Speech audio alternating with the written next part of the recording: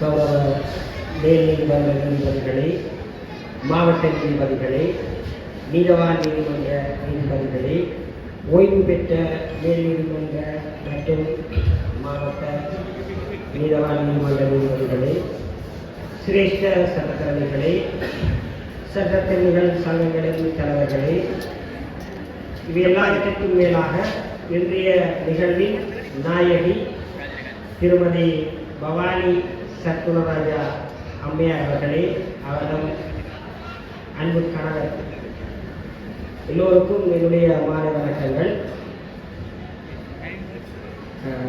சாவகச்சேரி சட்டத்தரணிகள் சங்கத்தின் சார்பில் அம்மையாரை வாழ்த்துகின்ற பொறுப்பு என்னிடம் ஒப்படைக்கப்பட்டிருக்கிறது.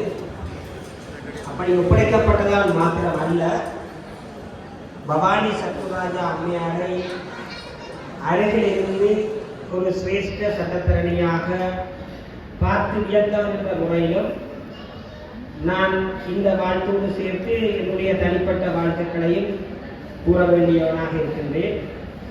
உண்மையில் எங்களுக்கு சட்டத்தரணிகளுடைய கதைகளை கேட்டிருக்கின்றோம், திரைப்படங்களில் நீதிமன்ற காட்சிகளை பார்த்திருக்கின்றோம்.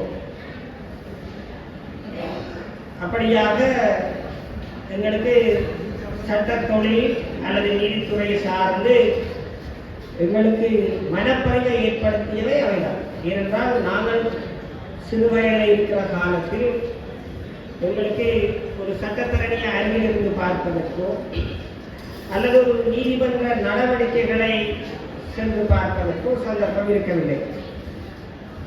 எங்களுக்கு தெரிந்ததெல்லாம் ஜிஜி பொன்னம்பலத்தினுடைய 2 யானை நெருப்புப்பட்டி கதை தான். நீதிபதி எப்படி இருப்பார் என்றால், விதி படத்துல பாலாஜி ஒரு பக்கம் சாய்ந்து மற்ற பக்கம் சாய்ந்து ரிலாக்ஸாக இருக்கின்ற நீதிபதி அப்படித்தான் இருப்பார் என்று எங்களுக்கு இருந்தது. ஆனால் அதிர்ஷ்டவசமாக சாவகச்சேரியில் ஒரு நீதிபதி இருந்தார். அப்போது நீதிமன்றங்கள் இயங்கவில்லை. திருநாவுக்கரசு ஐயா பாடசாலைகளில் அவர்கள் பரிசளிப்பு விழாவுக்கு விளையாட்டு போட்டிக்கு அழைப்பார்கள். அப்போ எங்களுக்கெல்லாம் நீதிபதி என்றால் பிரதம விருந்தினராக கூப்பிடக்கூடிய ஒரு தகுதி உள்ளவர், அதற்கு மேலே எங்களுக்கு தெரியாது. ஆனால் கால மாற்றத்தோடு விடுதலை புலிகளுடைய நீதிமன்றங்கள் உருவாக்கப்பட்ட போது நான் முதலாக நீதிமன்ற நடவடிக்கைகளை சென்று பார்த்தேன்.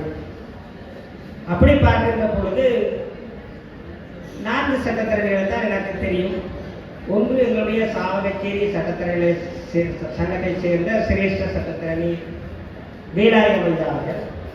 அடுத்தது இங்கே அமர்ந்திருக்கிற நீதவான் நீதிமன்ற நீதிபதி நளினி அம்மையாருடைய தந்தை கந்தசாமி ஐயா அவர்கள்.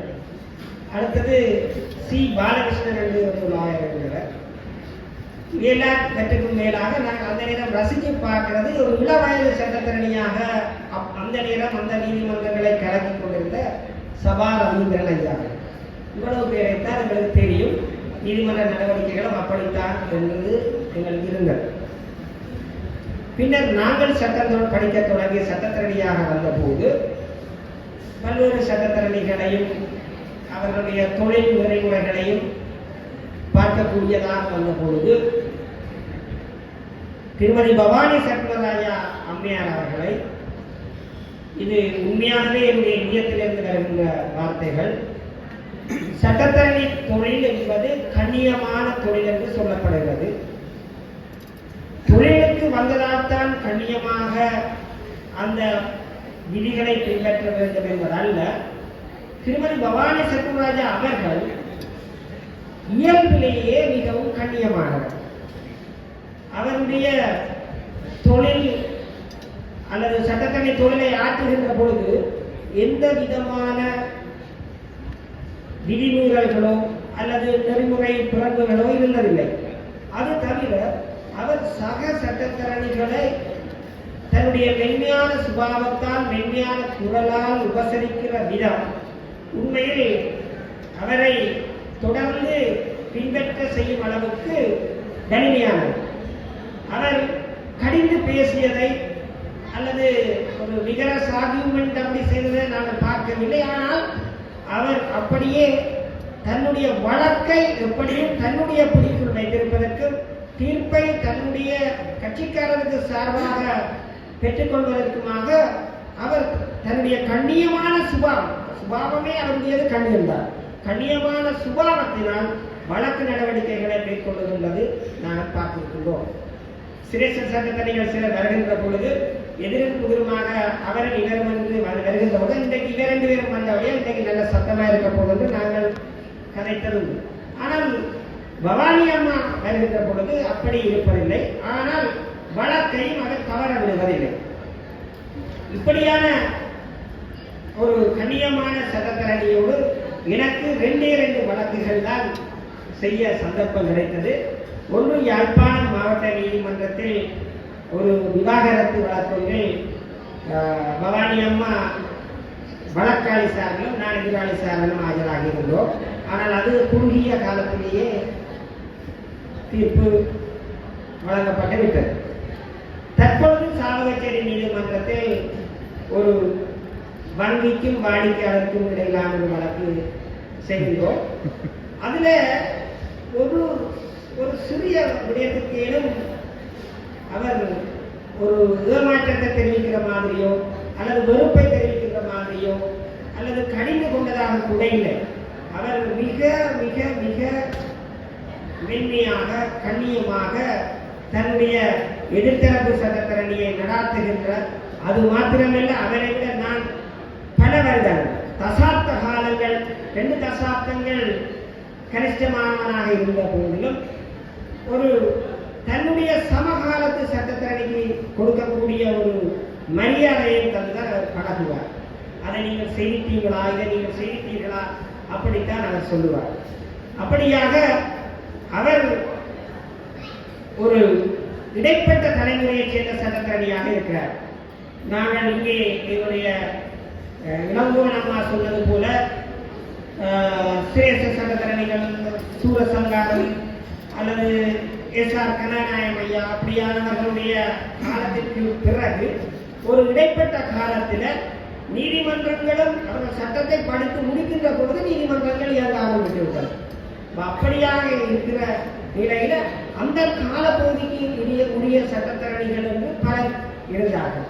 அந்த காலப்பகுதியில் இருந்த சட்டத்தரணிகளை பலர் வெளிநாட்டுக்கு போய்விட்டார், பலர் கொழும்புக்கு புலம்பெயர்ந்து விட்டார்கள்.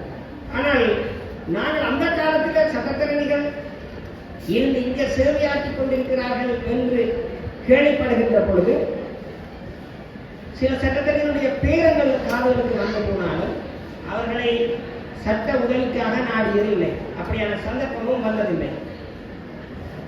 பவானி அம்மாவுடைய இந்த 45 வருட கால சட்ட வாழ்க்கையில் நான் நினைக்கிறேன் ஒரு 10 அல்லது 15 வருடங்கள் அப்படியாக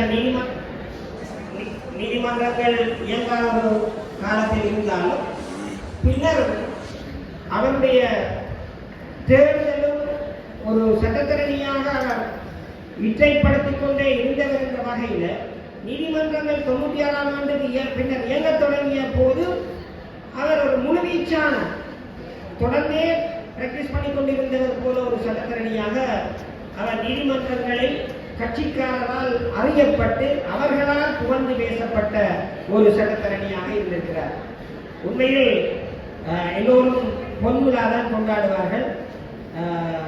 பவானி அம்மா திடீரென்று 45வது வருடம் என்று கொண்டாடுகின்ற பொழுது நான் சொன்னேன், பொதுவில சட்டத்தரணிகள் 50வது கொண்டாடி இருக்கிறார்கள்.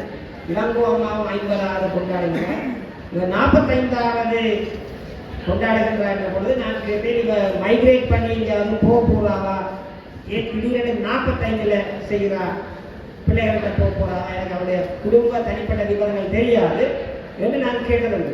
அப்படி ஒரு எண்ணம் இருந்தால் தயவு செய்து இந்த யாழ்ப்பாண பிரதேசத்தை விட்டு உங்கள் சட்ட சேவையை வழங்குவதை விட்டு அப்படி புலம்பெயர்ந்து சென்று விடாதீர்கள் என்று நான் வினயமாக கேட்டுக்கொண்டு தங்களுடைய சேவை தொடர்ந்து இந்த மக்களுக்கு கிடைக்க வேண்டும். உங்களை பார்த்து பின்பற்றுவதற்கு ஆகவாவது நீங்கள் தொடர்ந்து இந்த துறையில இருக்க வேண்டும். இளையவர்கள் கணிச சட்டத்தரணிகள் உங்களை பின்பற்றுவதற்கு சிறந்த முன்மாதிரி நீங்கள் என்று உங்களை வாழ்த்தி நீங்கள் பல்லாண்டு வாழ வேண்டும் என்று மீண்டும் ஒரு முறை சாவகச்சேரி சட்டத்திறனிகள் சங்கத்தின் சார்பில் வாழ்த்தி இந்த வாய்ப்புக்கு நன்றி கூறி அமைகின்றேன். நன்றி, வணக்கம்.